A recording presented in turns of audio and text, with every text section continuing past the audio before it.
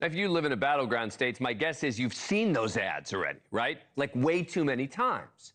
I'm sure people are sick of them at this point. Can they use the money, I don't know, to get out the vote? I don't know. Let's ask someone who does. Ted Strickland, former Democratic governor of Ohio, as well as a former congressman. Governor Strickland, thank you so much for coming on the program. Appreciate it. All right, so huge cash advantage for Kamala Harris. What can she actually do with that in the next 2 weeks?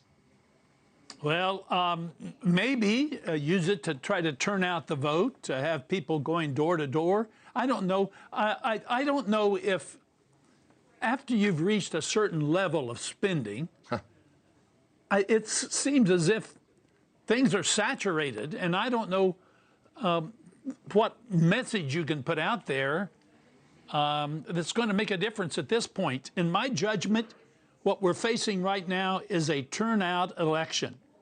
I think people are likely to be tuning out all of these ads. They've seen them multiple times, hundreds of times here in Ohio.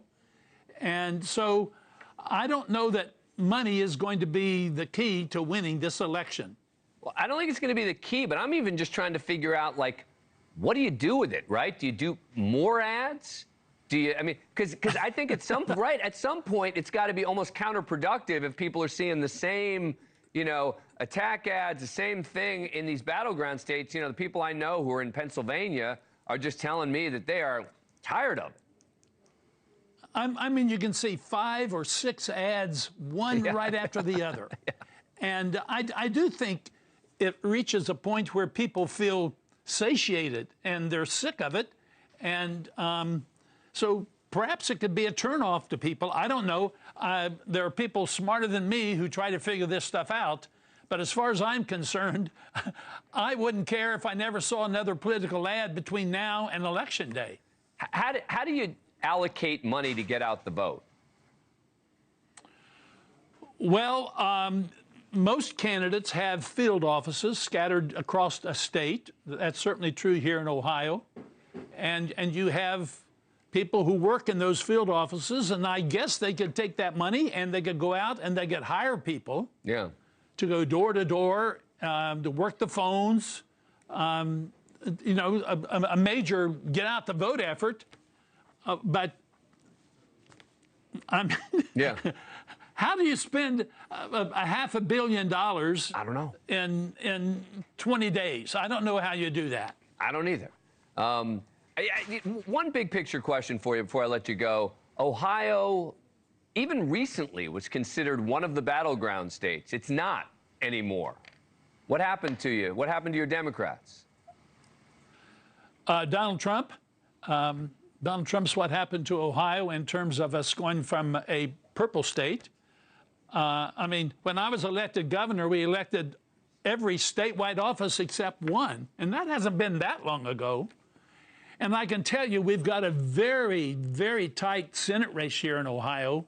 Sherrod Brown and Bernie Moreno, and they're spending, I mean, I just read an article recently that $37 million had been spent against Sherrod Brown on one subject: transgender people in sports.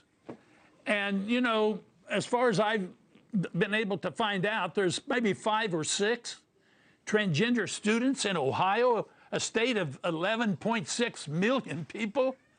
5 or 6 students that are attempting to play in a sport that is contrary to their biological gender. And yet $37 million being spent on that one issue. I mean, it is madness. And I can tell you, in my judgment, our government is up for sale. And I'm talking about money on both sides that just comes pouring in. And the average citizen that, you know, may make an average wage and live an average life can't compete with all of that money that's pouring into Ohio and I guess most other states as well. But the good news is what you said earlier, that maybe all this money isn't going to make or break anything. So Governor Strickland, thank you so much for taking the time. Really appreciate it. Look forward to having you back. Thanks for watching. Go to joinnn.com to find NewsNation on your screen. And don't forget to click the red subscribe button below to get more of NewsNation's fact fact-driven, unbiased coverage.